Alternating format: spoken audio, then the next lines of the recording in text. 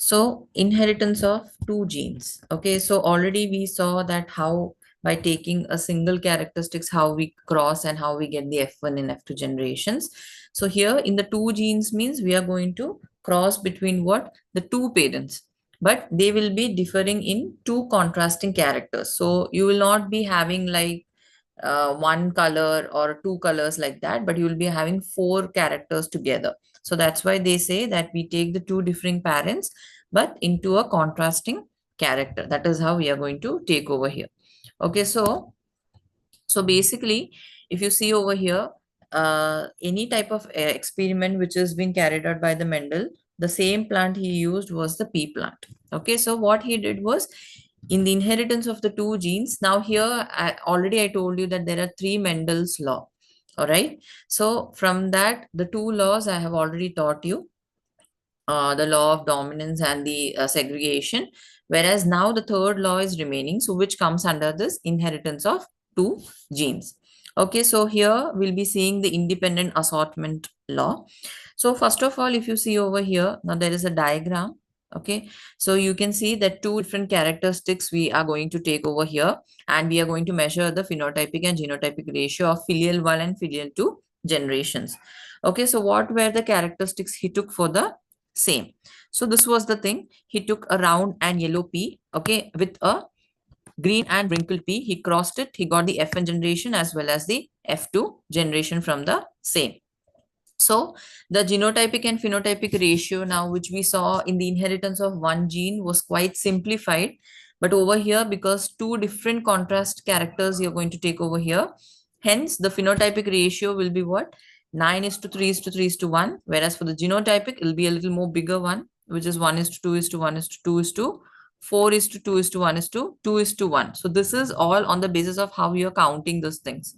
Because this is a, it is not a monohybrid cross, it's a dihybrid cross. So two characteristics which you're taking, it will be already hybrid characteristics. Okay, hence over here the what do you say, the law of segregation as well as the law of dominant is not going to be applicable. Instead of that, for the dihybrid cross or for the inheritance of two genes, the third law, that is the law of independent assortment, will be applicable over here. So what is this law of independent assortment? So independent assortment means, now here what we did was we are crossing the two contrasting traits or the characters. Correct? Two pairs we are crossing it over. So when you cross like this, at that time what will happen is there will be a segregation of only one pair of character which will be independent of the other pair of character. So no matter how many characters you or contrasting characters you're going to take over here for the crossing, but one such character is going to segregate or separate itself so that it will be independently expressed, okay, regardless of the other contrasting character which we have crossed with. This is called as law of independent assortment. Means it will go by itself. It will go and express it by itself. That is called as what? Law of independent assortment. So here one point that is to be noted is it is only applicable for the dihybrid cross. Okay, the law of independent assortment. So on the basis of the monohybrid dihybrid crosses, now there were many scientists who came, okay, and they proposed a theory which is called as what? Chromosomal theory of inheritance. Now actually Mendel started this work, but it was successful to unsuccessful to some time of extent. But after that, what happened was there were some of the drawbacks as well as some of the good things also about the experiment what he did over the pea plant. So now this chromosomal theory of inheritance, okay, this came into existence when he joined with some other scientists as well. Okay, so because what happened was his communication was very poor with the other scientific communities. Because of that, whatever proof he was giving, the other scientists were not accepting it. So because of that, what happens? Whatever the theory he proposed, okay, it was not up to date according to the other scientists. So because of that, different other scientists came, okay, and they independently took a stay on the pea plant experiment, and they developed or they describe what new experiments for themselves. So one such was called as the chromosomal theory of inheritance. right? So chromosomal theory of inheritance, this is been having certain features. Those are what? The first feature you can see over here is chromosomes are responsible for transmission of heredity. Means in short, chromosomes act as what? Vehicles for transferring characters from the parents to the offsprings. Second one is what? Two identical chromosome forms a homologous pair. Okay, so homologous means you already know that is similar type of pairs will be formed over here. Okay, so there, whatever the two identical chromosome, if you're taking, then whatever the pair you will be getting also will be what? Identical. Okay, then third one is what? During gamete formation, this homologous pair segregates. Now, whenever the gamete, now gamete is what? Whatever the chromosomes are, the X and Y, that is a male gamete or a female gamete. So those are called as what? The gametes, right? So what happens is whatever this pairs are there, they will segregate independently depending upon the independent law of assortment. Okay, so because of these characteristics only, the chromosomal theory of inheritance was put forward, right? Then the fourth one is what? Behavior of the chromosomes is parallel to the behavior of genes because genes are located on the chromosome. Now, if you see a chromosome, it is somewhat like this. And over here, you will find the genes located of different characters, obviously. So how the chromosomes are arranging themselves, okay, so how the behavior of the chromosome will be same like that, only the behavior will be of the genes as well. Okay, so hence genes are very important because they are present on the chromosome and they will be showing same characteristics or same behavior as the chromosomes are showing. Okay, so these are what some of the features of the chromosomal theory which was proposed. But then one more scientist came forward, okay, whose name was T.H. Morgan, and he did an experiment by taking fruit flies. Okay, so why did he choose fruit flies for this experiment? So there were several reasons for the same. So the first thing is they easily grow on artificial medium. So it's not that you need pure natural medium for its growth. So it was very easy. You just need some artificial medium supplied with essential nutrients. Second one is what? They have a very short lifespan.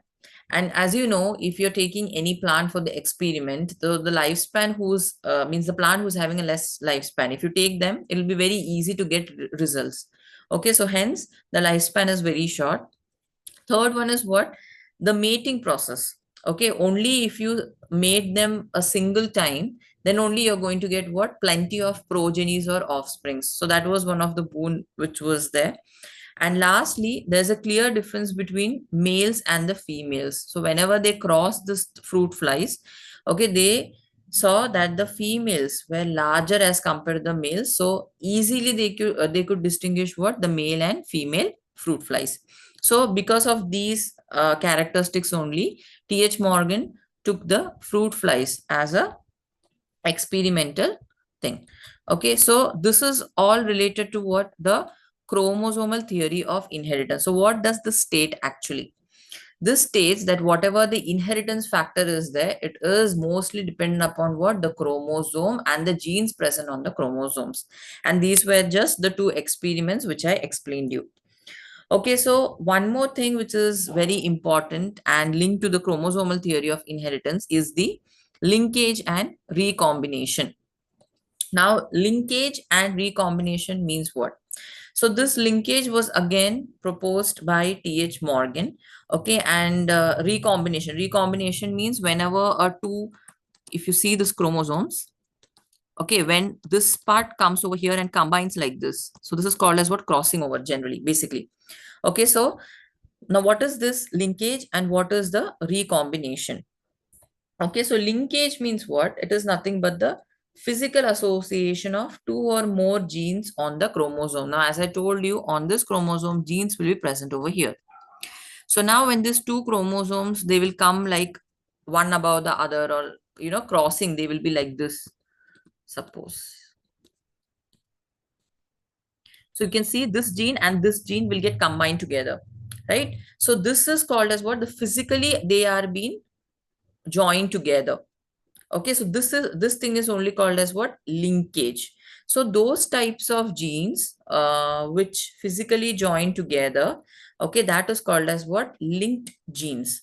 So they will not express themselves independently, so they are not going to show the independent assortment over there. But recombination means what? Recombination means you are going to combine it again, but here you're not going to use what? A parental gene. Instead, you're going to use what? A non-parental genes. So in short, the difference between the linkage and recombination is what? In linkage, whenever the crossing over takes place between the parental genes, there will be what? There will be that transfer of the genes. Okay, hence there will be no independent assortment. It will be same as that of the parental gene. But when you're recombining something, here you take what? A non-parental gene. Hence, here what will happen is it is solely independent assortment of crossing over. Means your whatever characteristics you will be getting over there, it will be non-similar to the parental genes.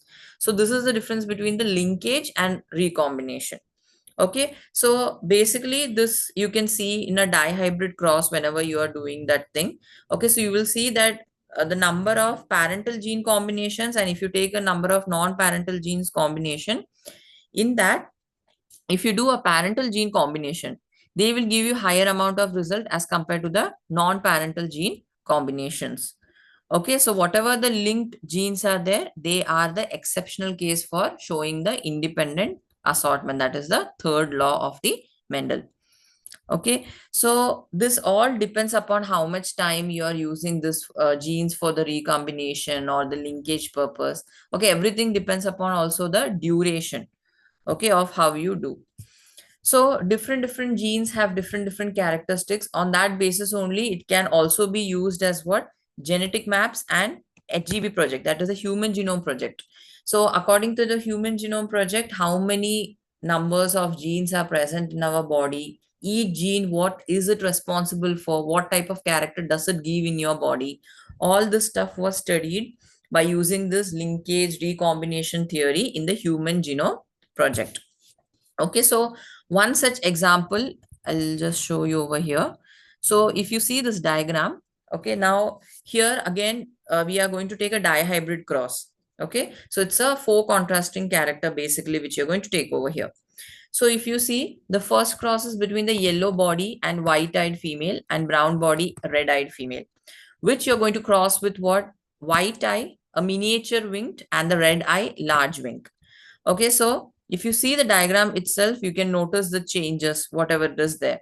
So you have a wild type, and when it gets transferred, you get what? A mutant type over here, right? So there will be obviously difference. Now here, if you see this diagram and this diagram, okay, you can see the general difference between the eyes of the same, correct? So these are what, when you use more contrasting character, whatever you're going to get the results, it will be more hybrid character result. So if you have a wild parent, you will be getting what? A mutant one. Okay, mutant mean in the gene some kind of alterations will be happening. Like for example, either one gene, one thing will be deleted or one may be added. So such things are only called as what? Mutation. So over here, if you see, now here what is happening is, in the first one is the segregation of chromosome, and the second one is independent assortment of the chromosome. So this is again one more example which you can take over here, because whatever the linkage, recombination, these theories are there, it depends upon the cell division also.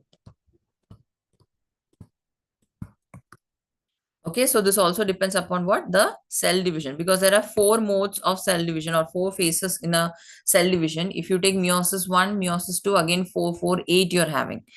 So depending upon what type of cell division has been occurring, okay, at what time the recombination or linkage is happening, all this stuff is going to give a different hybrid character to that particular plant or the organism which you're taking.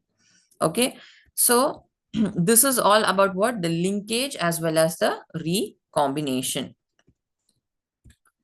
Then you have the next one, which is called as the sex determination.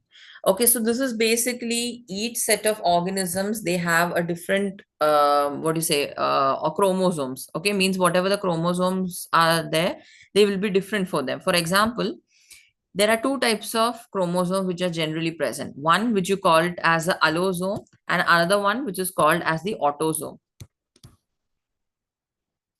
So autosomes are basically the vegetative cells, okay, means non-sexual cells, whereas the allosomes are what? The sex chromosome.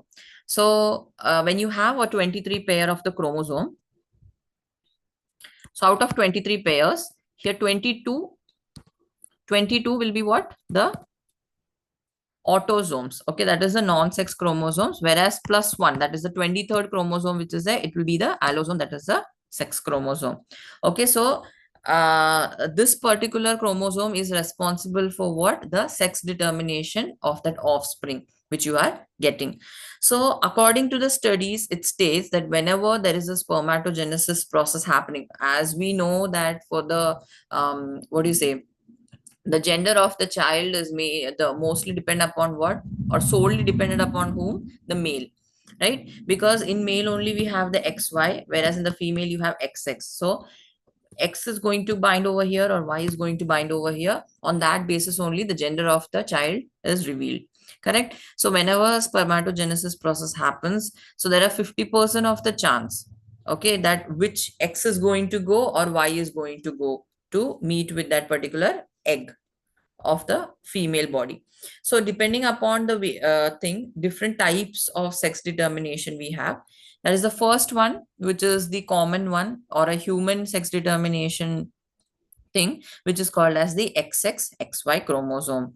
Okay, so as you know, male will be heterogametic because two different gametes you're having X and Y, whereas the female will be homogametic because both are similar, XX, right?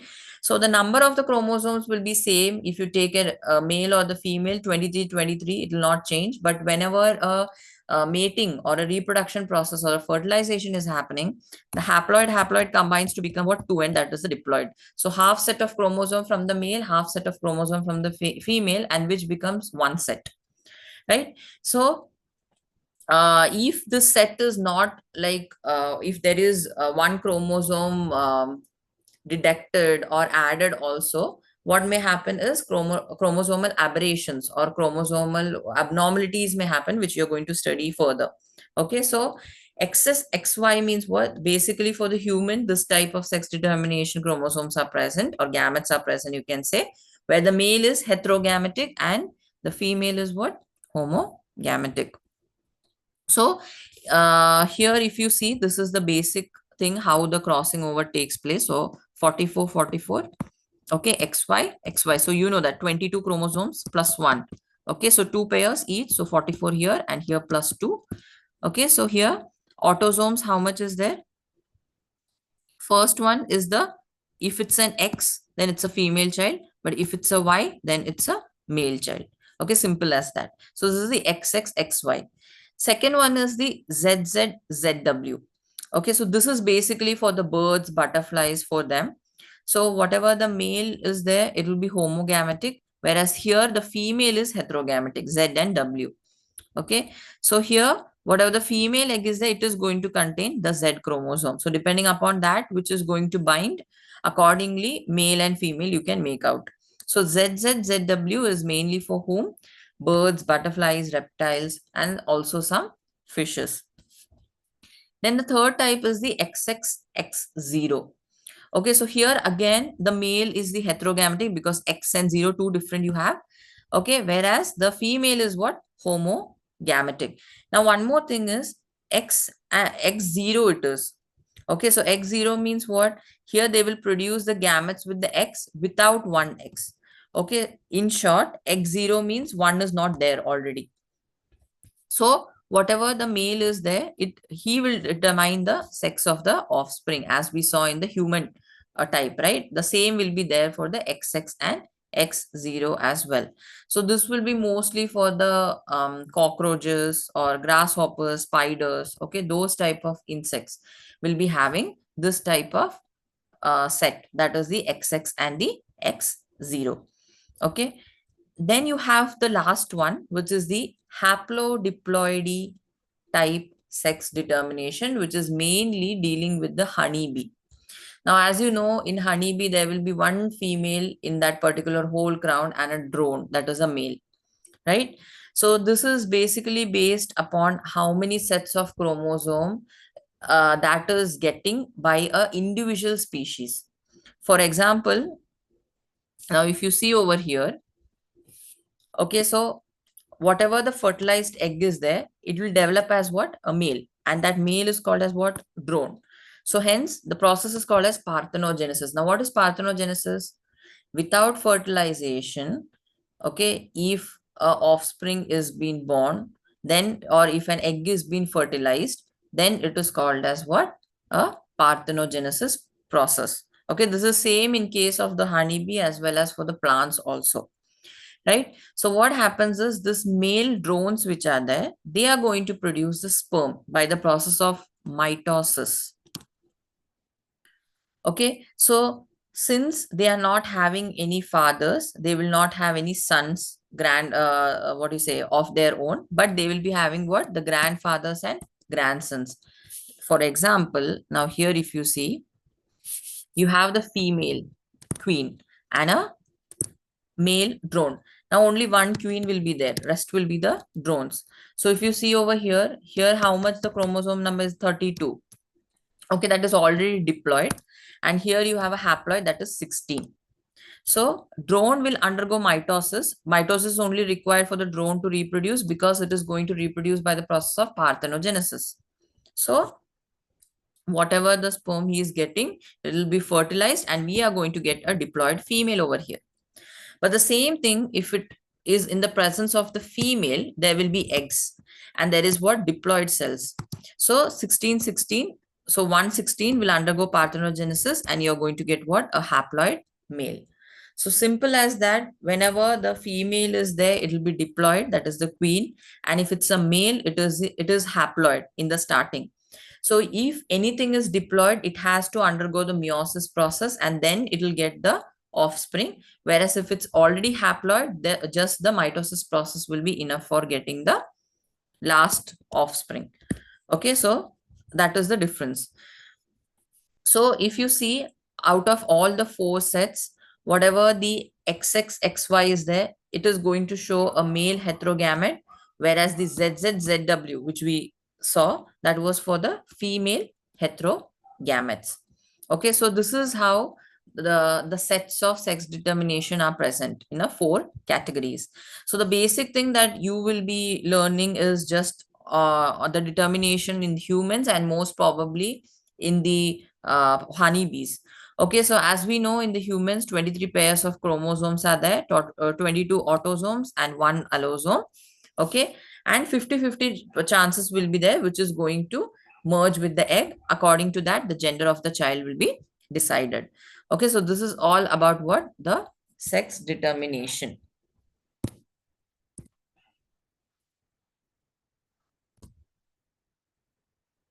So mutation, now this is a very important factor, okay, when it comes to the genetics or heredity, because mutation generally means what? A change in the DNA. Okay, that is, it will be a sudden change. Okay, so you will not be knowing that the change is happening in your gene. So suddenly only that change will happen and you will start noticing the symptoms or abnormalities, whatever things are there.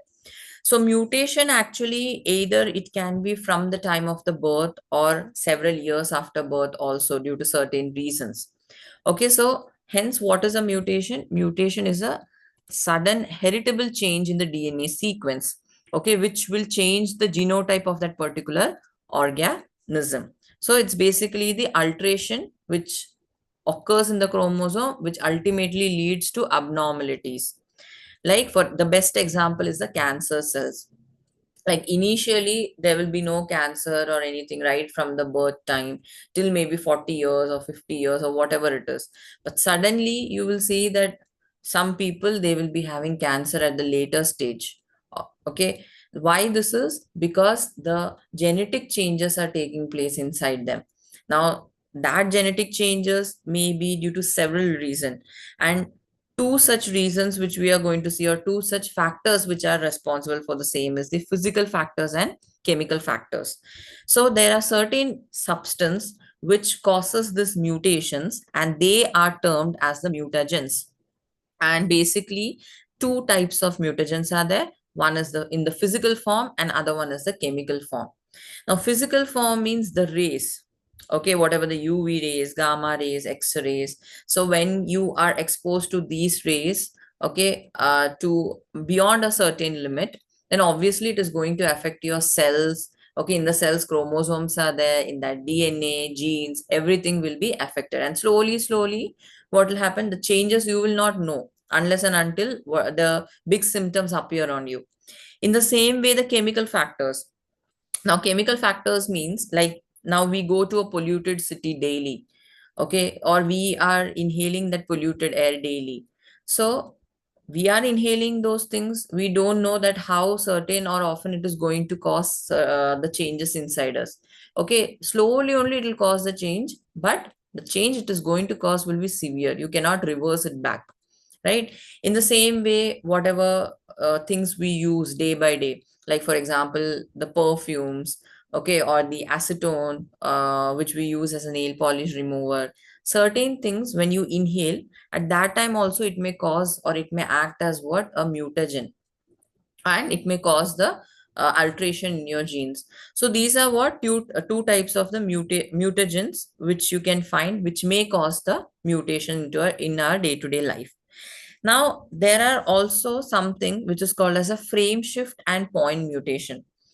Now, this is actually, as I told you, if you take a DNA, there are four base pair ATGC. A pairs with T and G pairs with C. Triple bond, double bond. Right? So now over here, if you see, the frame shift and point mutation are the two types of the mutations. Okay, so frame shift mutation means what? In that either this base pair is being deleted or it's been inserted. So if one of the base pair out of the 10 base pair which is present inside one twisting of the DNA gets deleted, then it is called as a frame shift mutation. Whereas point mutation means just one base pair out of the 10, only one base pair is going to get mutated. Then you will say that it is a point mutation, dot mutation. It is okay on the spot, whatever the change is there, that is going to take place. So these are what the types of mutations which we can see, that is the frame shift mutation and the point mutations. So some of the process which it may involve is you can see in this diagram. Substitution, like over here you can see that how the colors are being changed or substituted by some other genes. Deletions, okay, this particular thing is deleted from here, so it also can cause mutation. Insertion, here only this much is there, but here two got inserted over here, so it's again a base pair change number. And then you have the inversions. Inversions means instead of ATGC combination, AGCT combination if it happens. So it's totally inverted, right? So these types of mutations, if it happens in the DNA level, then also you may undergo what? A chromosomal abnormality. And those type of mutations can lead to a severe chromosomal abnormalities which cannot be reversed. Okay, so to study all this abnormalities or the traits which are being passed on from the generation to generation, there is one thing which is called as a pedigree analysis, which is similar to our family tree. Okay, whatever the family tree, how we make out, right, that this is the ancestor, like links we connect. In the same way, we have something which is called as what? A pedigree analysis. So it's a hierarchical chart which represents the ancestral characters which are being transferred from one generation to several generations. So if you do this pedigree analysis, it may be possible to detect certain abnormalities or the disease, and there may be a possibility to either cure it or to stop it. Okay, so if you see in this diagram again, whatever the green plain things are there, okay, that is the normal male and the normal female. But then if you see over here, hemophilia, okay, it's a chromosomal disease, okay, which is caused due to the mutation only. So if you see here, the dark colored which are there, okay, those things are what? Hemophilic patients.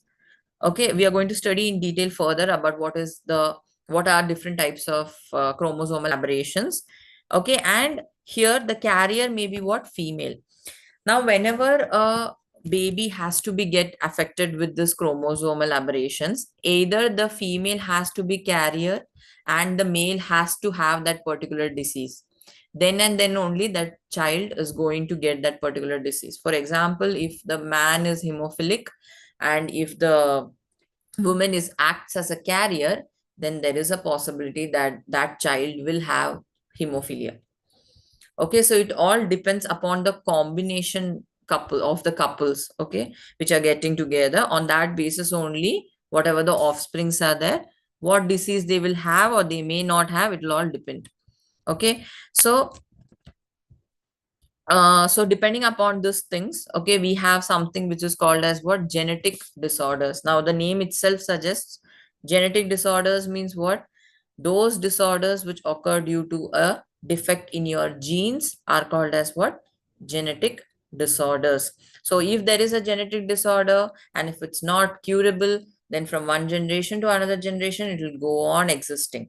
Okay, so this is one important feature of what, the genetic disorder, which are mainly categorized into two, that is the Mendelian and chromosomal disorders.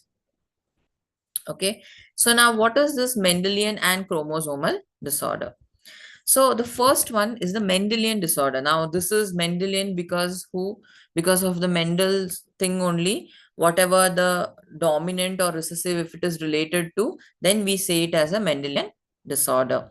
So here there may be a mutation or alteration in a single gene. Okay, so if it's a Mendelian disorder, you can easily trace it out by using the pedigree analysis. So as I told you, Mendelian disorder, if they say, it is wholly dependent upon the dominant and recessive genes which are there. So let's see one by one what are the examples related to it. So the first one which we have is what? The color blindness. Okay, so color blindness is such a disease where that person cannot differentiate between the red and green color. So whatever the cone which are present in the eyes, it will fail to distinguish between the red and green color. Okay, so now this is also a mutational defect only. Okay, so if there is a mutation in the certain genes, like for example on the X chromosome, okay, then that occurs in 8% of males and 0.4 percentage of females. So like as we saw in the codominance, okay, that is in the ABO blood group, how we saw IA, IB, II alleles, right? So in the same way, for this Mendelian disorders also, we are going to see the gamete combinations over here.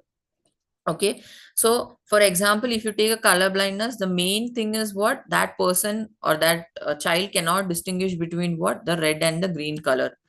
Okay, so here the dominant allele is being represented by C, whereas the recessive allele is represented by small c, obviously, right? So what is the thing they have given over here? The son of a woman who carries the gene has 50% chance of being colorblind. A daughter will not normally be colorblind unless her mother is a carrier and her father is a colorblind. As I told you, if the father is having that disease and if her mother is a carrier, then only that daughter will be having the, I mean, so sorry, means the chances of getting that particular disease will be very rare, because in daughter it's XX. So XX means what? Not much difference will be there. Okay, so normally only if the mother is colorblind, then only it may affect the daughter. But if it's a son, okay, which is born to that woman, then there are 50% chance, because woman is going to act as a carrier and that particular father is already having the color blindness. So there are 50% chance that the son may have color blindness or may not have. Okay, so depending upon that, you have the genes which has been shown over here. So it's just here, instead of C, we have taken N in the diagram. Okay, so you can see that unaffected female carrier is there, but the male is also unaffected over here. So whatever the first thing which you will get over here is an unaffected, what do you say, offspring.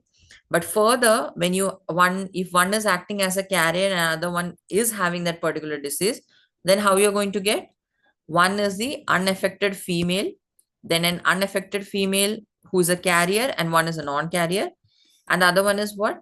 unaffected male who is a non-carrier, and a colorblind male who acts as a carrier. So if you cross these two, unaffected female character and an unaffected male character, 50-50% chances you will be having for getting that disease into your child or not.